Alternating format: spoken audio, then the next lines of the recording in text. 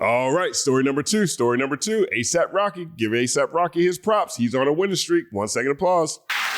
He beat his case. He has a new baby on the way, per what we noticed at the Met Gala this week. Rihanna is pregnant once again. His artist, Playboi Carti, notched the #1 album. Right now, it's number 7 on the Billboard 200. He's got a song that's hanging out in the Hot 100 still. And it's been announced that he will be starring in a movie with Denzel Washington that was created by Spike Lee.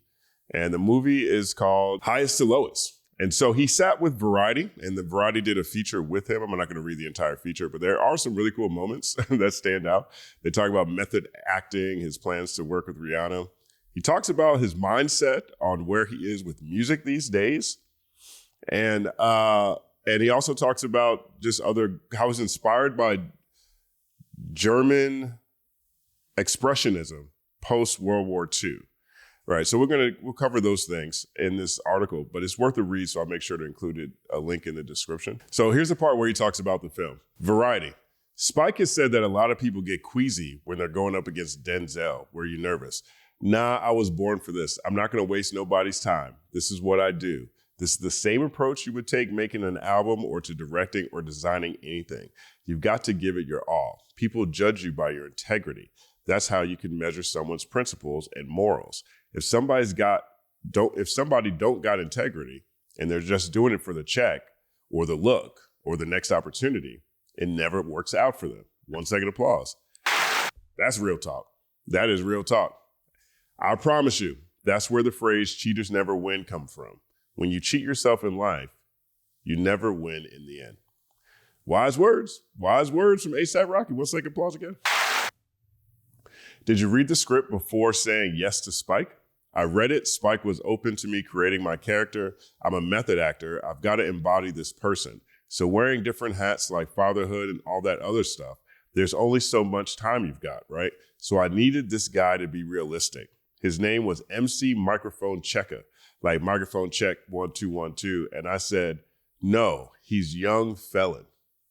I'm glad he made that change because MC Microphone Checker, maybe that works in, do the right thing era. Maybe that works. I don't even think that works on He Got Game. I don't think if there was a rapper and he got game, he could be MC Microphone Checker. It would have to be Do the Right Thing era. Maybe School Days era, MC Microphone Checker. But not in 2025. It's a Rocky changed his name to Young Felon. That sounds like a nice change. I'm glad Spike listened to that. 1 second applause. Spike is okay with allowing collective ideas. It was a blessing for him to be so receptive and open-minded to my ideas. He shut down a lot and he effed with a lot. What does method acting mean to you? What does your preparation look like? It's being alone in your trailer, looking in the mirror, embodying that person. Where you're not on set or when you clock out, you're still embodying that character. Around the beginning of shooting, my family was still in California. So I got to really be this guy and go home as him. When my family finally came to New York in late May, we were almost wrapped and I had been in daddy mode. I had to shift back and forth. What's it like when Denzel acting opposite you? It was like an effing dream come true, but trust me, it was difficult to not fan the F out every millisecond of the effing duration. It was crazy. It's effing Denzel, man. I don't give a F how successful I am. I'm always going to be a student and a fan of certain people, and I'm always going to give them their flowers. I'm never going to be too big to be able to say that I had to hold my composure from not fanning out. The first movies I really loved were Juice, Malcolm X, and Michael Jackson Moonwalker. That's not a bad lineup. Not a bad lineup. The first time I saw him, I was watching Malcolm X. You went to Cannes 10 years ago with your first movie, Dope. What do you remember? That's a really great film. Really great film. And it might be one of the first films, at least Black culture, urban culture films, to feature cryptocurrency in it so heavily. But if you haven't seen it, punch yourself in the face. 1 second applause. I didn't know what to expect. I remember showing up and them telling us like, yo, you know how hard it is to get your ish submitted out here? And I'm like, how the F do we know if we won or not? Now I'm more excited because I know the significance. I look forward to seeing the film for the first time with everybody else. I don't want to see it until then. You know something crazy? Denzel has never actually been to Cannes before. Get the F out of here. Yo, Denzel plays more Memphis rap than anybody I know. Denzel Washington, the Memphis Rap Fan.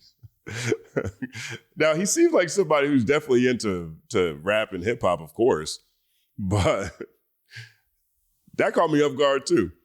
Check this out. Yo, Denzel plays more Memphis rap than anybody I know. He's just like, all right, so what you F with, kid? I'm like, pardon me? I tried to sound all old school and ish, like, I like Slick Rick. He's like, oh, I F with Rick, of course. Rick the Ruler.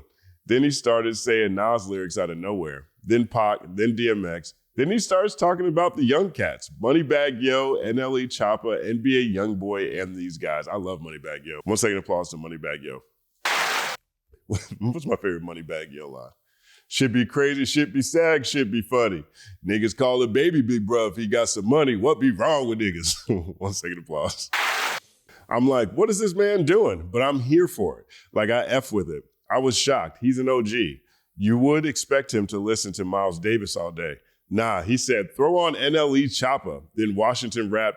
I don't do drive-bys no more. I walk them down. That's verbatim. I was like, this is going to be lit. It's on now. 1 second applause to Denzel Washington, the Memphis Rap Fan.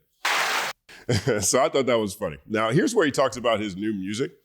You've been back in the studio writing some more music. What have you been reflecting on?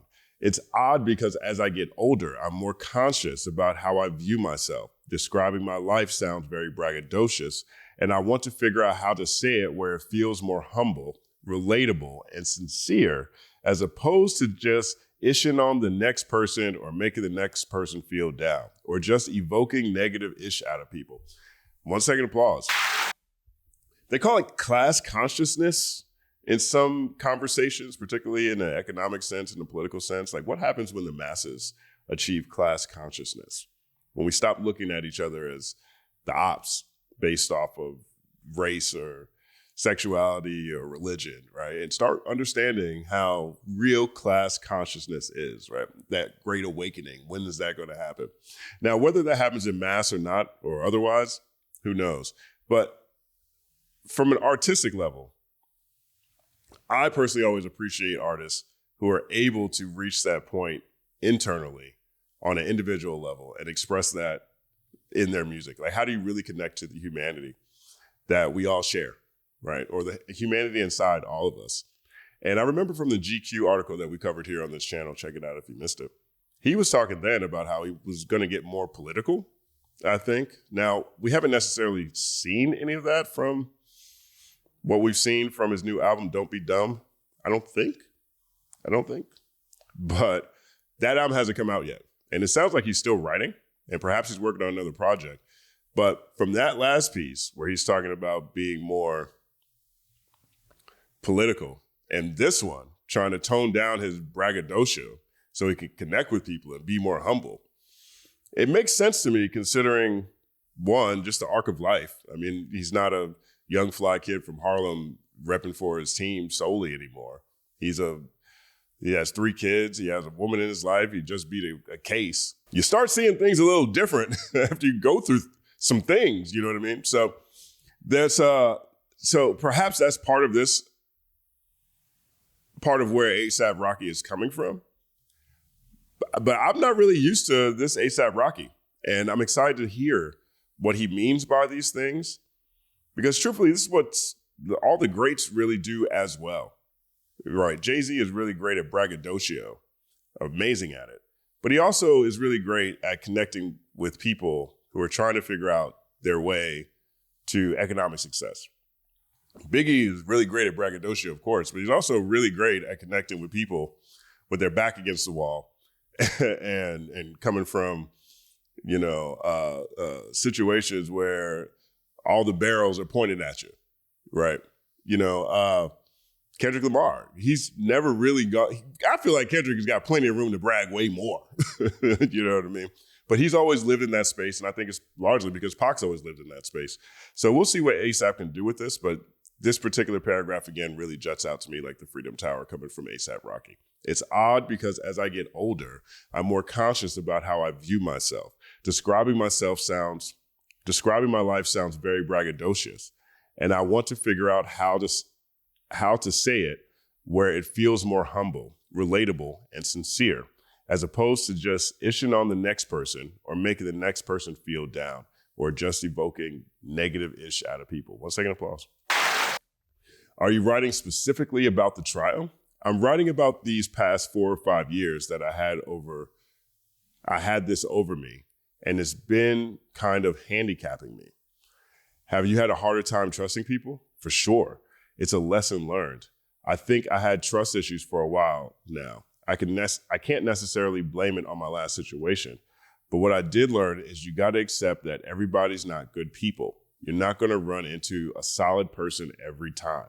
Not everybody's going to handle situations like you. Once you accept that you're not responsible for nobody's actions but yours, that's where I'm at. Like, yo, focus on your own actions. Because I ain't perfect, I'm human too, and we all F up. 1 second applause. We all saw the emotion when you ran into Rihanna's arms. What do you remember about that moment? Being happy and wanting to get the F out the building. Did you ever let yourself think that it might not go that way or that the jury might find you guilty? You got to stop yourself from thinking like that. I agree with this 100%. Thoughts are physical. Thoughts are physical. Every time I have a series of negative thoughts, like at points in my life where I was losing to myself, I was losing to my mind and having negative thoughts, those negative thoughts tend to happen. And on the flip side, in my life, at the times where I'm thinking most positively, when I'm thinking most specifically about having the outcomes that I want and I desire, those things happen too.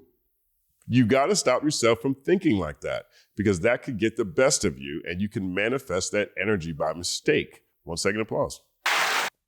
I tried to stay positive at all times, but it was definitely gut-wrenching and nerve-wracking, and I was definitely scared for my freedom.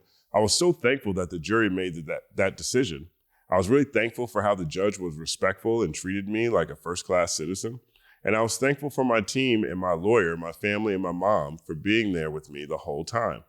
But I could say my mom, the jury, my girl, and everybody, but all praises and credit has to go to God. I'm a firm believer in prayer, and I was praying the whole time he was reading off the verdict, and my prayers were answered. I pray to God for a lot of things in my life, but I'm not really a religious man. I'm more spiritual. 1 second applause.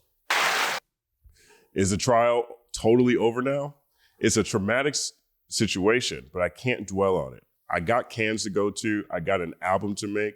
I got fashion shows to do. I got music to make. I got videos. I got sneakers to drop. I got glasses to be like the new creative director of. I got children. I got all type of ish. Like, nah, why would I dwell on the dark ass ish? I talk about it from time to time, but for the most part, I don't really think about that ish. It's not tragic to the point where I can't talk about it because I'm blessed enough to be here with you in the flesh talking about it. That within itself is a victory and blessing from God for real. I know I sound so religious, but when your back's against the wall, you tend to call 2 people, mommy or God or Jesus, to keep it real with you. I have my mother in my corner and God. 1 second applause. Tell me about the evolution of Don't Be Dumb, the album you've got in the works. You've already released Hijack from it, which got a great response. I like to do things that don't make sense. Nobody would have thought to put folk musician Jessica Pratt on that, but I think her voice so angelic. So literally let me write the whole thing, and she just sung it beautifully. She makes me want to be like a secret songwriter. I should probably get into writing folk songs. She's sick. The effing album, it represents who I am right now. I hope that it's digestible. Now that's interesting to say. Why wouldn't it be digestible? Perhaps that's him trying to find a way to connect with people away from braggadocio. There seems like there's a real artistic evolution that's taking place with A$AP Rocky, and we're still waiting to see it. Now, I do got to say, that line from Family Matters that Drake had about A$AP Rocky, when he said, probably drop another kid again. He said, what'd he say? Where he said, probably have another kid again before you even think of dropping new shit again or something like that. That's kind of on pace because this album was supposed to come out so long ago and we still haven't got it. But we now know that Rihanna's pregnant again. So, finally, something that aged well from Family Matters.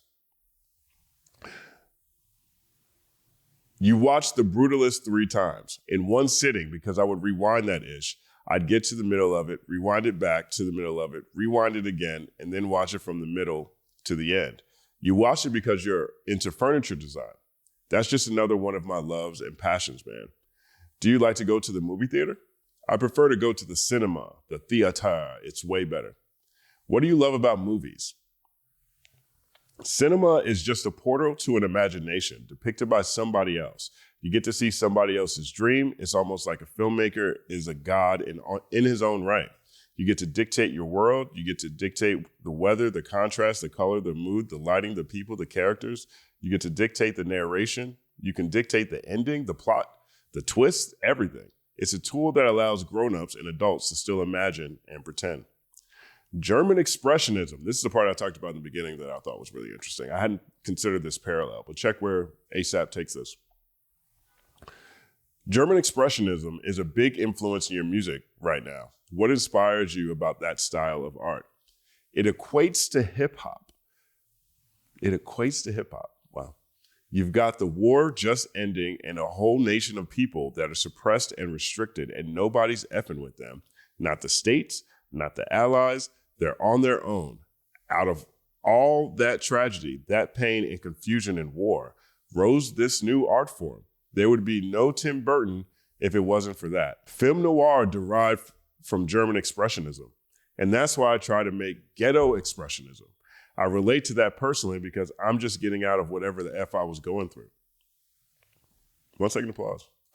That's an interesting way to look at it. You know, I mean, especially if you consider the Bronx is burning, you consider, you know, the plight of the people in the Bronx in the late 70s and the early 70s and late 60s too, and the impact that had on shaping the foundation of hip hop culture, broadly speaking. I see where he's coming from. I never considered that on my own. That's pretty dope. 1 second plus. I heard you played Tim Burton some of the album. I was reaching out to my people for years, like I need to meet Tim Burton, but my current team made it happen. He was like, yo, come through to Malibu. I kicked it with him, played him some music. What did he think? He was effing with it, but his speakers was ass. He got the cinema speakers. He ain't got them ASAP Rocky Don't Be Dumb hip hop speakers. 1 second applause, it's funny. It's a nice thing to hear when somebody is moved by your work. What's it like when somebody tells you what you've meant to them? It's like getting the Oscar, Emmy, Tony in one. It's like getting the effing every music award you could think of at one time. It's your dream to one day be an EGOT winner. I would be lying if I said no. That's always been a dream. The more that I do it and it doesn't happen, it's just motivation to keep trying and going harder. And then this last part here I thought was pretty funny how they closed this conversation. He says, you're the new creative director for Ray-Ban sunglasses. You're designing shoes for Puma. You've got the clothes with AWGE and you've got the music. How are you managing it all? If I had those deals or not, I would still be designing stuff, still trying to put it out. I look at brands, at collaborations, at everything like manifestation. It's all about the timing and accepting what's meant for you is meant for you. And when it's not, it's not. That's the hardest part. How'd you learn to do that? Because of how down or upset or disappointed I would be if something fell through or didn't go right. I'm passionate about my projects and about deals, about my partnership. My name, integrity, and reputation are on the line. So I want to be the same across all endeavors. I want people to say, that's an involved and creative brother, like a creative young man.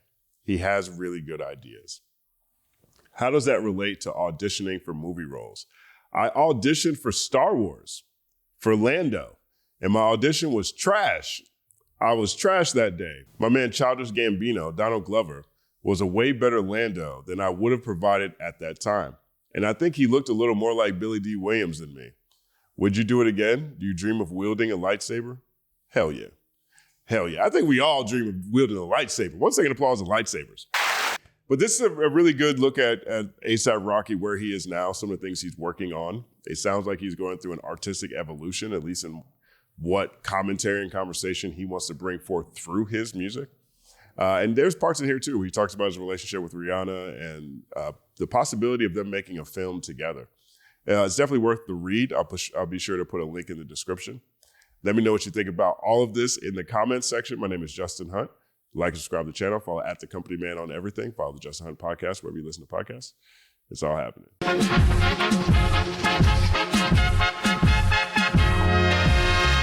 Justin Hunt is here, it's all happening.